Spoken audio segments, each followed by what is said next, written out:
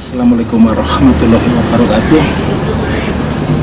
Jadi perkenalkan bahwa saya itu beragama Islam.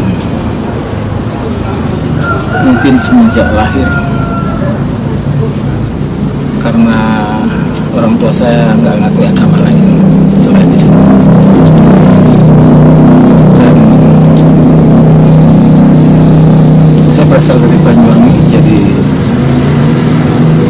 kadang-kadang banyak orang berpikir bahwa orang dari Banyuwangi kebanyakan menguasai ilmu-ilmu gaib. Alhamdulillah, saya termasuk orang eksak. Saya belajar Islam dan juga basicnya saya menyenangi ilmu-ilmu eksak. Sehingga saya bersyukur dengan hal tersebut. Saya terhindar dari aliran-aliran yang gak eksak memahami Islam.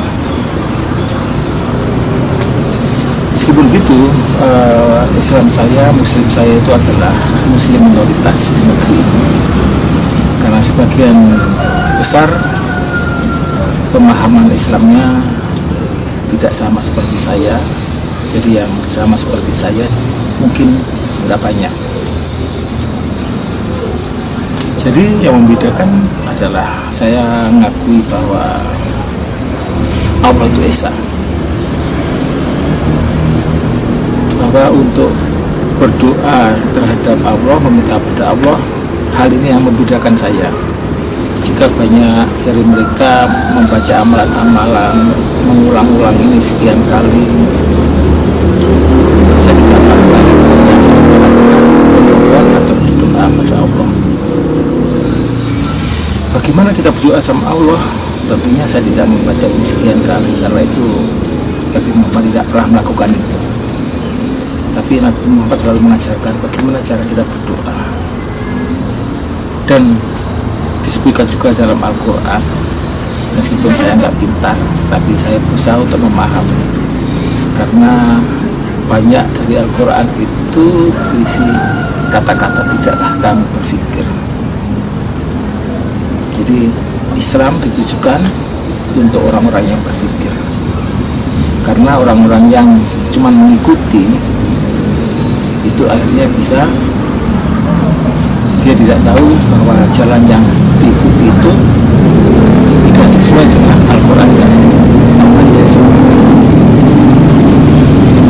Mengapa Al-Quran dan Al-Hadisnya? Kalau kita Islam, menurut saya, ya kita tuh harus ikuti Al-Quran pada utama. Hadis banyak sampai kita bisa pisahkan. Ada hadis yang sahih, tapi ada juga hadis yang maudu, yang palsu, yang gak jelas. Yang saya ikuti yang mana? Yang saya ikuti jika hadis tersebut menguatkan Al-Quran. Contohnya, di Al-Quran tidak ada perintah sholat 5 waktu. Tapi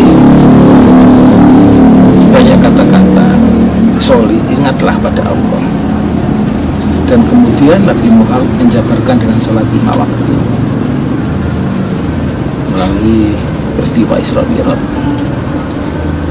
Itu contoh hadis yang menguatkan Al-Quran. Tentunya yang paling kuat adalah Al-Quran. Jadi kalau ada hadis yang tidak sesuai dengan Al-Quran, ya mohon maaf, kita nggak bisa mengikuti. Contohnya tentang taklid. Pada siapa kita taklid? Kalau kita nggak pintar, tentunya kita akan mengikuti saja taklid pada orang. Tapi kalau sesuai dengan Al-Quran, taklid taat itu hanya pada Allah, pada Nabi, dan pada penguasa. Di An-Nisa, surat An-Nisa ayat ke-59 jelas disebutkan bahwa taatlah kamu pada Allah, taatlah kamu pada Rasul, taatlah kamu pada ulil almi. Dan pada orang yang tidak mentaati ketika tersebut, dianggap Allah tidak percaya pada Allah, artinya kafir pada Allah meskipun dia itu muslim. Jadi Kalau kita memahami tersebut, tentunya semua orang muslim pasti akan mendukung pemerintah, nggak peduli penguasanya itu siapa. Karena pada dasarnya Nabi Muhammad belum ada cerita menurunkan penguasa. Nabi Muhammad itu adalah Rasul terakhir, itu adalah ketetapan Allah, dan Allah juga menetapkan beliau tidak punya anak laki-laki hingga dewasa. Artinya tidak ada satu sanad pun pada Nabi Muhammad. Jadi pada saat Nabi Muhammad wafat, jelas tidak ada satupun yang ditunjuk jadi pemimpin, tidak juga jadi para sahabat, tidak juga menantunya, tidak juga para juriahnya, nggak ada itu. Jadi siapa yang jadi pemimpin? Ya, pemimpin yang ada saat itu, siapapun dia, itu yang harus kita taat sama mereka. Ada contoh di Yaman, ada golongan yang tidak taat sehingga dia itu selalu memfitnah, sama seperti saat Khalifah Utsman juga. Beliau khalifah yang luar biasa, yang mampu membukukan, menyatukan Al-Quran yang tercerai-berai. Itu juga difitnah. Yang fitnah itu pasti tidak taat pada khalifah, dan akibatnya negara hancur. Khalifah hanya bertahan sampai 4. Yaman hancur, meskipun sudah seagama tetap aja diperangi. Dan presiden kita juga meskipun agamanya Islam tetap diperangi oleh mereka-mereka yang juga agamanya Islam. Tapi kalau kita ingat ayat An-Nisa 59, ada ancaman dari Allah.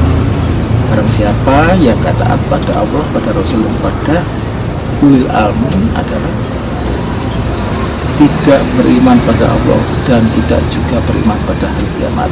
Ngeri itu rasanya. Jadi demikian. Assalamualaikum warahmatullahi wabarakatuh.